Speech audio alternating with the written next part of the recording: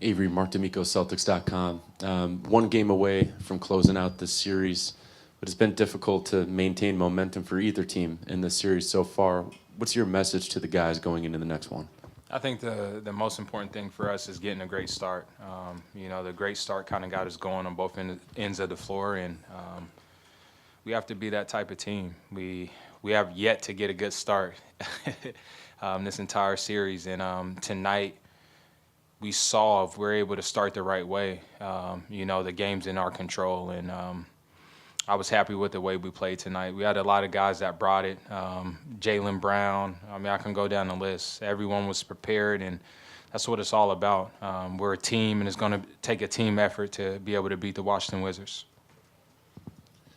Avery, Steve Belpet, Boston Herald. Isaiah said that he talked to you before the game, told you he believed in you, and that he thought you were going to have a big game. You seemed particularly, angry last game. Was there more in this for you tonight? It was. Isaiah texted me for the game, Mike Gorman. They told me they felt like it was going to be a big game for me, and my mindset was just to come out and be aggressive. I wanted to be aggressive. I wanted to make those guys work on both ends of the floor, and I knew that I haven't been playing to my ability on the offensive end the last two games, and for this team, I wanted to bring my all. I wanted to take the shot, open shots that were there, and make plays for guys, and that's what I tried to do tonight. Michael Pina, Vice Sports. Avery, do you feel like your shooting is a barometer of sorts for this team? Like when you score points, good things happen and the team wins? No, I want to say just me. That's one of the strengths of our team. We have a lot of guys that can fill it up on any given night, and it just happened to be me tonight. And we just have to have that mindset to be prepared to be aggressive on the offensive end. It can't just be Isaiah Thomas every single night. And if we're able to understand that and he's able to believe in us, I feel like the sky's the limit for us because we have a lot of players that are capable of having big games for us on the offensive end. I mean, Kelly Olynyk, Jay Crowder, Marcus Smart. I can go down the list. We have a lot of guys that can really score for us, but we have to be confident and prepared when your opportunity comes. And like I said, tonight it happened to be me. Next game it could be Marcus Smart. So just have to be prepared.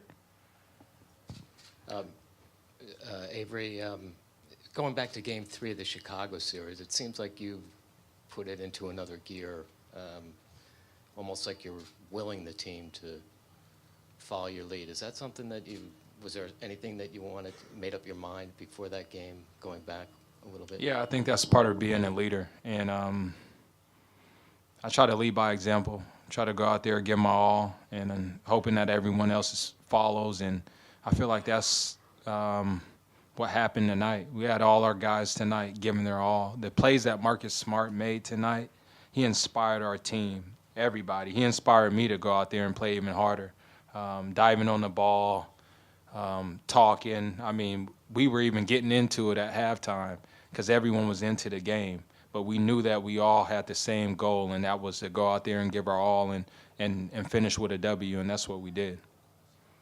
Scott Souza, Metro West. Avery, you're the only guy here who can actually remember when the Celtics were in this position, 5 years ago. What's it been like for you going through this, kind of hearkening back to almost a full circle situation to when you were first or second year and being back in this position now? I think you have to make the most of this opportunity. I mean, when I was here, I wish I could rewind. I always tell myself I wish I could have played through my injury when I had my shoulder surgery. But to be back here again is a blessing, and we need to take full advantage of this. Next game, we need to come out and play with purpose, and we're in a great position, and it's a great opportunity to make the Eastern Conference Finals, and we have to understand that, and we're one game away. So we have to give our all next game. And I told the guys after the game, I said the best feeling would be we lost 2 games there, going and finishing this series on their home court. So that has to be our mindset. We have to go in there with the same mindset we had in Chicago. We're going to finish this game, finish this series. And I feel like if we're all on the same page with that, we're definitely going to finish the series in Game 6. Jared Weiss, CLNS Media.